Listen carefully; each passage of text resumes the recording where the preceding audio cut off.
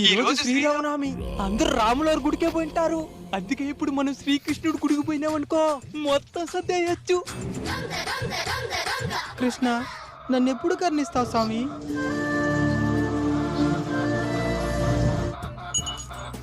నాతో కూడా చదువుకున్న వాళ్ళంతా గోల్డ్ మెడల్ సాధిస్తా ఉంటే నేను మాత్రం మా ఇంట్లో ఉండే గోల్డ్ ను కూడా తాకట్టు పెట్టే స్థితికి వెళ్ళిపోతున్నాను. భక్త ప్రహ్లాదుడి కోసం స్తంభాన్ని బద్దలు కొట్టుకొని వచ్చినట్టుగా ఈ భక్తుడి కోసం కూడా ఈ స్తంభాన్ని బద్దలు కొట్టుకొని రా, బయటికి రా, రా.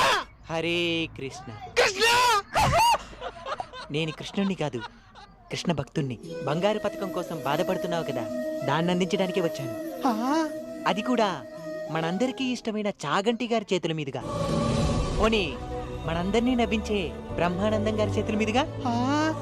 గుళ్ళో దొంగతనం చేయడం తప్పు కదా? నేను ఎక్కడ దొంగతనం చేసినా? నీకెవరు చెప్పింది? ఎవరో చెప్పడం ఎందుకు, నీ తల మీద ఉండే శతకోపమే చెప్పేస్తున్నది.